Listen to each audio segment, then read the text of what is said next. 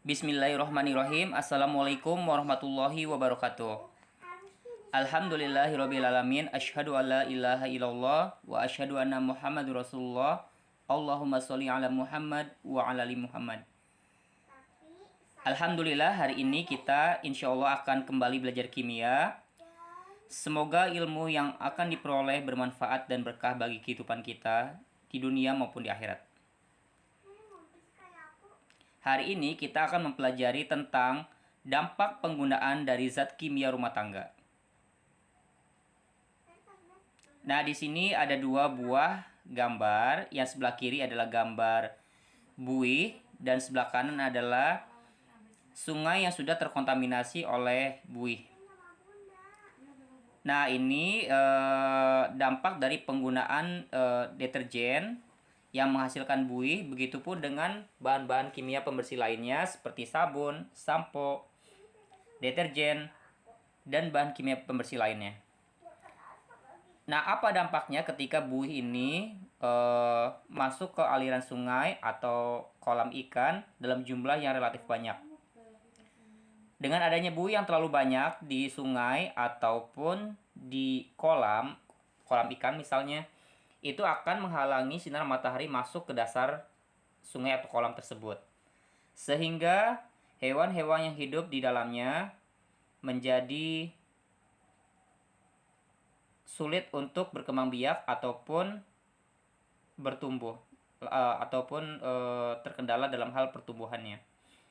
Jadi ukurannya bisa jadi relatif lebih mengecil dan jumlah populasi hewan-hewan tersebut, misalnya ikan, itu menjadi berkurang karena kekurangan suplai sinar matahari yang masuk ke dasar air.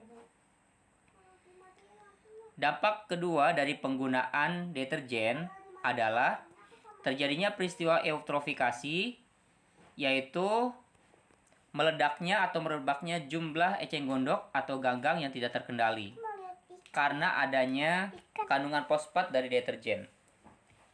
Nah, ini contohnya eceng gondok yang sangat banyak terdapat di aliran sungai.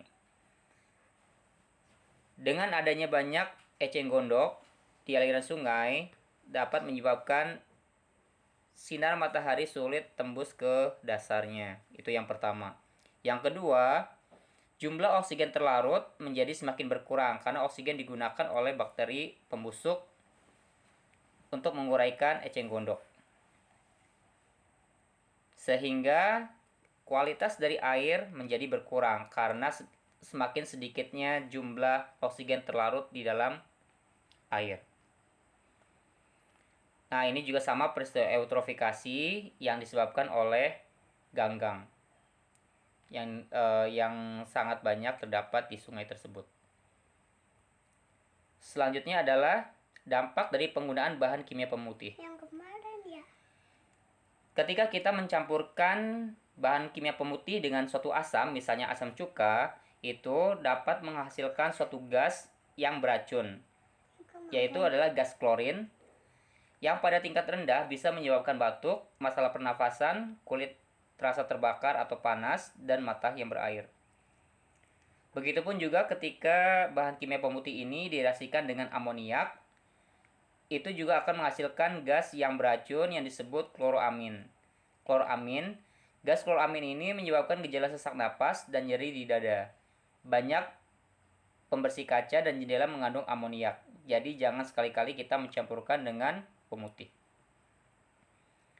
Selanjutnya adalah dampak dari penggunaan pasta gigi.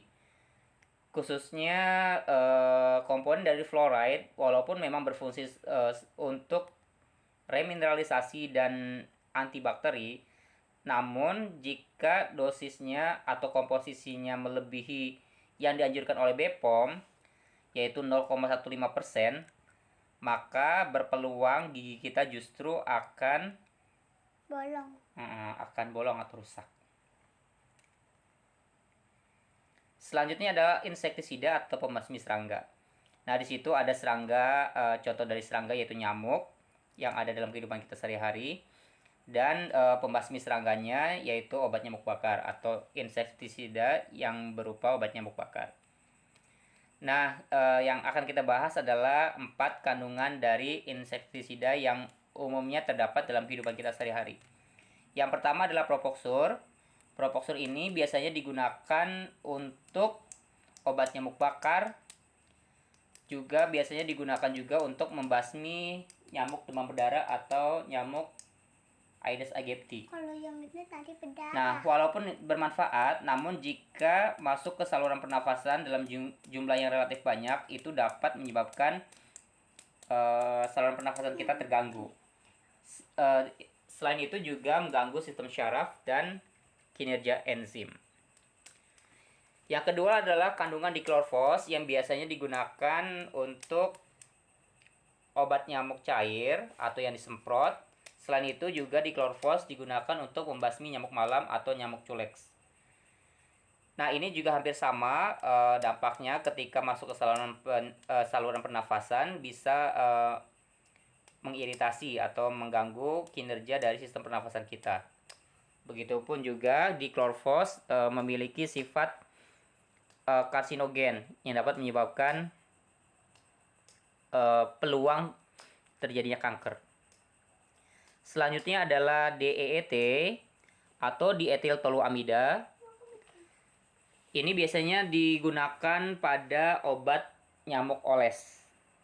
Nah, DEET ini bersifat korosif, baik itu terhadap logam ataupun terhadap PVC. Nah, begitupun terhadap kulit kita. Karena sifat yang korosif, jadi berpeluang kulit kita itu terkena iritasi, apalagi diolesi terhadap muka kita.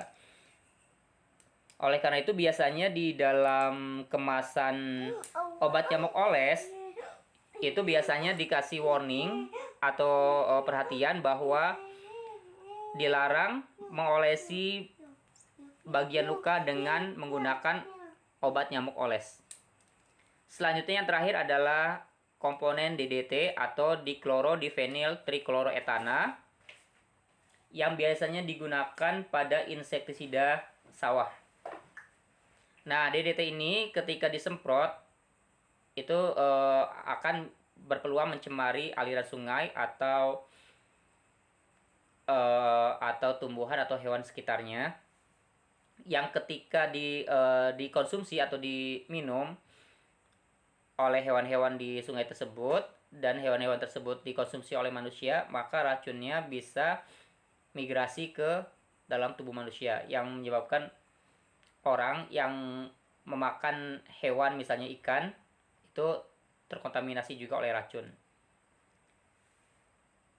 Nah, itulah dampak-dampak dari beberapa penggunaan bahan kimia rumah tangga yang ada dalam kehidupan kita sehari-hari. Mudah-mudahan bermanfaat.